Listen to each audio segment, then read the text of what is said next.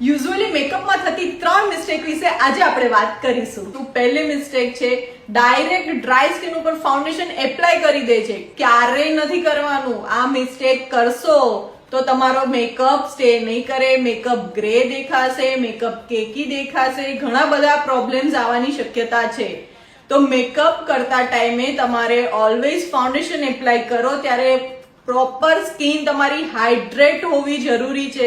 Proper hydration face ઉપર હશે તો જ તમારો મેકઅપ સરસ રીતે સ્ટે કરશે. આ વસ્તુ ખાસ ધ્યાન રાખવાની છે. આ ફર્સ્ટ પોઈન્ટ. બીજી મિસ્ટેક એ લોકો કરતા હોય છે કે ફાઉન્ડેશનની ક્વોન્ટિટી વધારે રાખે છે, પણ ફાઉન્ડેશનની ક્વોન્ટિટી વધારે નથી રાખવાની. ફાઉન્ડેશન જેટલું જરૂર છે એટલું જ તમે યુઝ કરો.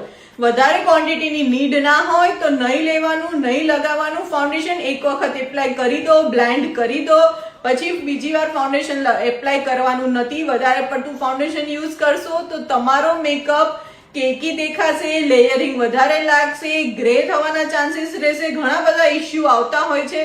તો એના માટે ક્વોન્ટિટી જેટલી ફેસને જરૂર છે એટલું જ તમે યુઝ કરો અને એટલું જ એપ્લાય કરો. બ્લેન્ડિંગ કેવી રીતે કરવું એમાં ઘણા બધા લોકો મિસ્ટેક કરતા હોય છે. તો એના વિશે આજે આપણે જાણીએ કે બ્લેન્ડર તમારું પરફેક્ટ યુઝ નથી કરતા તમે. એનું રીઝન એ જ છે કે તમારું બ્લેન્ડર ડ્રાય છે. બ્લેન્ડર ડ્રાય હશે તો તમારા મેકઅપને તમે બ્લેન્ડ કરશો તો બ્લેન્ડ નહીં થાય, પ્રોડક્ટ તમારા બ્લેન્ડર્સમાં આવી જશે. આ વસ્તુનું ખાસ ધ્યાન રાખવાનું છે. બ્લેન્ડર વેટ હોવું જરૂરી છે. બ્લેન્ડર વેટ હશે તો જ તમારા મેકઅપને તમે બ્લેન્ડ કરશો તો પ્રોપર રીતે બ્લેન્ડ થશે અને ફ્લોલેસ ફિનિશિંગ વાળો મેકઅપ મળશે. અને બ્લેન્ડર કેવી રીતે યુઝ કરવું તમારે વધારે ડિટેલ્સમાં જાણવું હોય તો અમારા પેજને ફોલો કરો અને નીચે કમેન્ટમાં મેસેજ કરો.